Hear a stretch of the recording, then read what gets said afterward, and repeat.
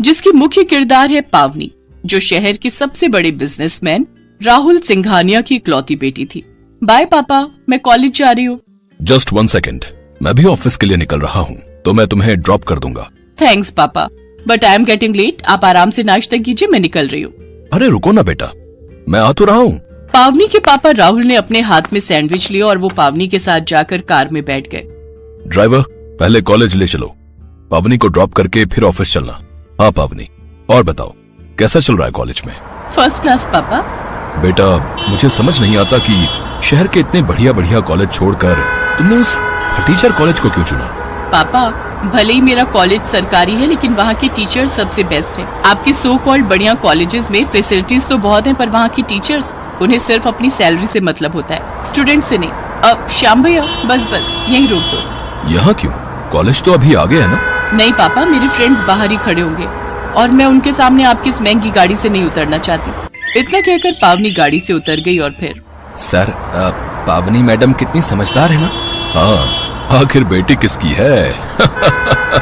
वो नहीं चाहती कि किसी को मालूम चले कि वो कितने अमीर बाप की बेटी है। ठीक तो है, सब उसके बारे में जान जाएंगे तो ये गरीब फटीचर लोग भीख मांग मांग कर उसे परेशान कर देंगे। ड्राइवर श्याम राहुल की बात सुनकर बस मुस्कुरा दिया। वो पावनी को उसके बचपन से जानता था। वो समझता था कि पावनी असल में अपने दोस्तों के सामने अपने पापा के पैसों का दिखावा नहीं करना चाहती। असल में लोगों को लेकर पावनी और उसके पिता की सोच में काफी अंतर था। उधर कॉलेज में। हाँ जी मैडम, कहाँ रह गई थी? सॉरी, वो तुम्हें तो पता है ना, इस शहर में बसों में कितनी भीड़ रहती है। चिंता मत करो, शादी के बाद मैं तुम्हें हर जगह अपनी बाइक पर ले चलूंगा, फिर तुम्हें बसों के धक्के नहीं खाने पड़ेंगे। अच्छा जी, और ये बाइक कहाँ से आएगी? मेरे घर से नहीं मिलने वाला कोई दहेज वहेज, अभी से बता रही हूँ, समझे? मुझे कुछ चाहिए भी नहीं सिवाय तुम्हारे। मैंने पूरी प्लानिंग कर रखी है। गांव में अपना एक छोटा सा खेत है, खेती का काम अब पापा के बस का रहा नहीं, तो उसी जमीन को बेचकर एक बाइक लूंगा और एक छोटी सी दुकान खरीद लूंगा। कहाँ? इसी शहर में क्या? हो मैडम हो, इतना रईस नहीं हूँ मैं। खुद को पूरा बेच भी दूंगा ना, तब भी यहाँ दुकान नहीं खरीद पाऊंगा। केशव की बात पर पावनी जोर जोर से हंसने लगी। केशव और पावनी कॉलेज में एक साथ पढ़ते थे।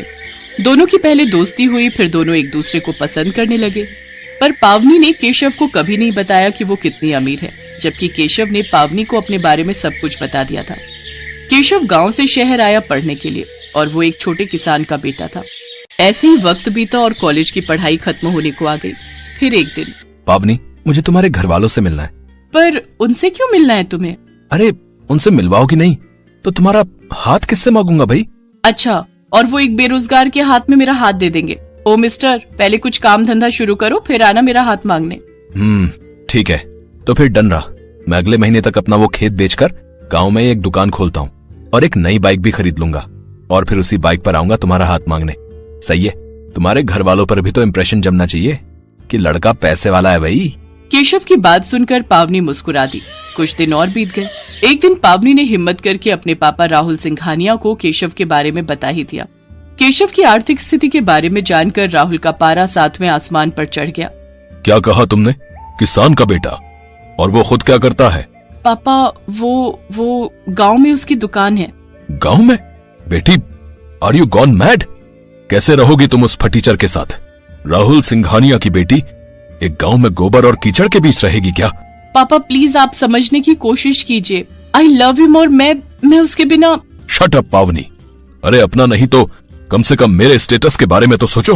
आई एम सॉरी पापा, पर मैंने स्टेटस देखकर नहीं बल्कि एक अच्छा इंसान देखकर उसे पसंद किया है। ओह, तो इसका मतलब तुम फैसला कर चुकी हो। ठीक है, मैं सब समझ गया। तुमने इंसान देखकर प्यार किया और उसने तुम्हारा पैसा देखकर। मैं उसे एक फूटी कौड़ी नहीं देने वाला। ये बात कान खोलकर सुन लो तुम। पापा, उसे तो पता ही नहीं है कि आप मेरे पापा हो और न ही उसे आपसे कोई दहेज चाहिए। दहेज तो बहुत दूर की बात है। मैं तो उस फटीचर की शक्ल भी नहीं देखना चाहता। ये बात कहकर राहुल सिंघानिया वहाँ से चले गए और पावनी को समझ आ गया कि केशव से उसकी शादी उसके पिता की मर्जी से तो कभी नहीं हो सकती। अब पावनी के पास और कोई चारा नहीं था। उसने अपना थोड़ा बहुत सामान लिया और सीधे केशव के पास चली गई। केशव अपनी नई बाइक लेकर आया था। इसके बाद पावनी ने हिम्मत करके केशव को सब कुछ बता दिया।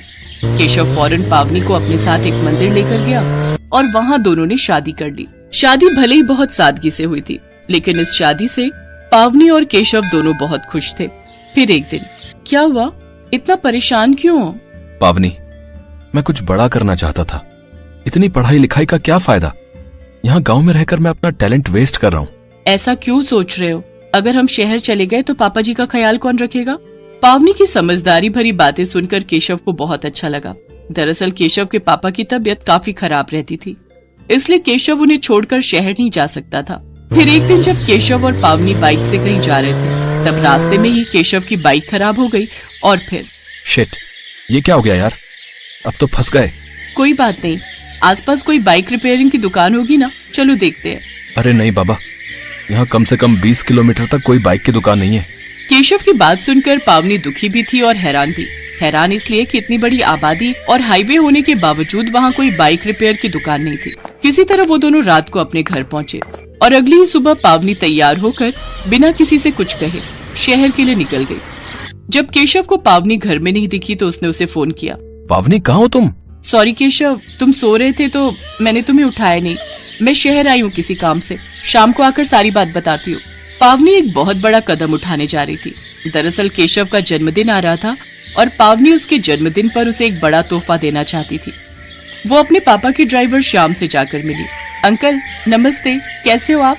अरे पावनी मैडम, मैं ठीक हूँ, आप कैसे हो? श्याम कई सालों से राहुल का ड्राइवर था और गाड़ी और रिपेयरिंग के बारे में उसे अच्छी खासी जानकारी थी।